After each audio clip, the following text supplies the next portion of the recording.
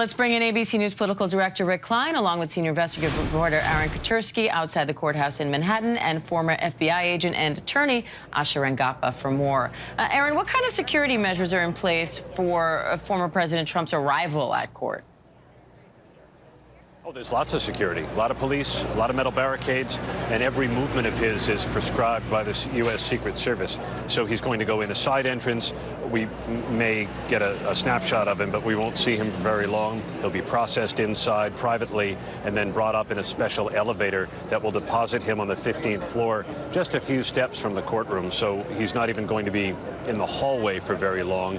His arraignment shouldn't take terribly long either, maybe just a few minutes. His attorney says he's going to enter a plea of not guilty to more than 24 felony charges that will finally be unsealed once that arraignment begins. Asha, how do law enforcement agencies monitor events like this for potential threats?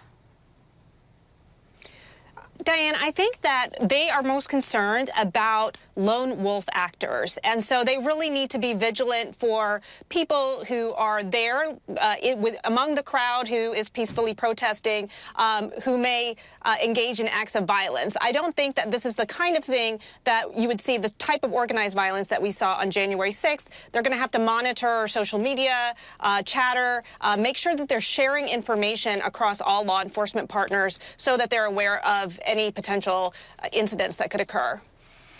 Now, Rick, Republicans have largely rallied to Trump's defense here, even those who may challenge him for the nomination. How significant is that, and what does it say about his power over the party?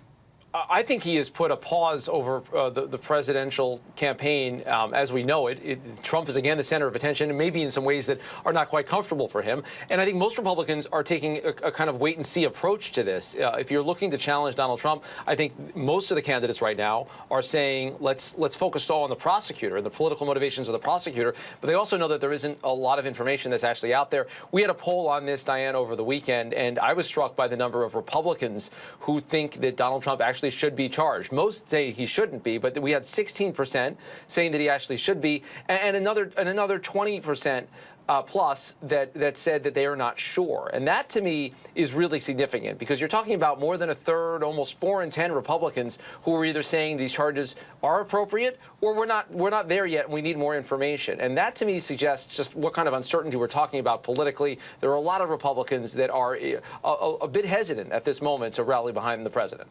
So, Aaron, how is this actual arraignment expected to play out today? It's going to be very quick, Diane. The former president will be brought into court. He will not be in handcuffs, unlike many other criminal defendants. We will see him briefly in still photographs, no video cameras, but a few photographers are going to be allowed in to snap pictures. So you'll see him seated at a defense table. And I think this really is the extraordinary moment of the day. A former occupant of the Oval Office, an occupant at a defense table in a Manhattan criminal courtroom. He'll be there with 2 attorneys, Susan Nicholas and Todd Blanche, who was added to his defense team just recently, a former federal prosecutor. Also in the courtroom will be Manhattan District Attorney Alvin Bragg, who arrived today under heavy guard. His own security has been beefed up of late because there have been dozens of threats against him, his office, his prosecutors in advance of this arraignment. But once the former president enters a plea of not guilty, there may be a few housekeeping matters for the judge to weigh in on, new dates set, either for motions or a status conference, and then just like that, it's over. Asha, legally, what's next after this arraignment?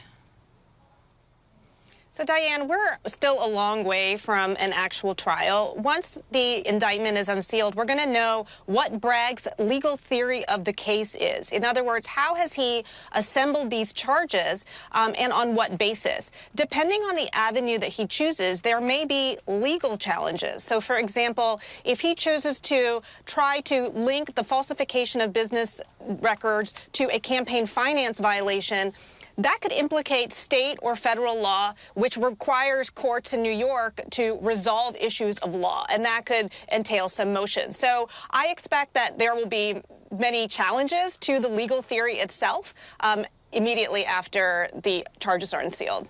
And Rick, President Biden has stayed relatively silent on this issue. Why do you think that is? There is no upside for President Biden to get involved in this. This is a matter for the New York District Attorney's Office. It's a matter for local authorities. He has been as disciplined as he can be in trying to stay out of this. And I think he has to see this as something separate even than the politics of the moment. This is an extraordinary event and an unbelievable scene about to play out.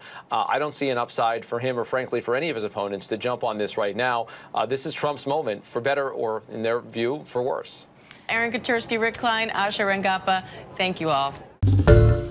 Hi, everyone. George Stephanopoulos here. Thanks for checking out the ABC News YouTube channel. If you'd like to get more videos, show highlights, and watch live event coverage, click on the right over here to subscribe to our channel. And don't forget to download the ABC News app for breaking news alerts. Thanks for watching.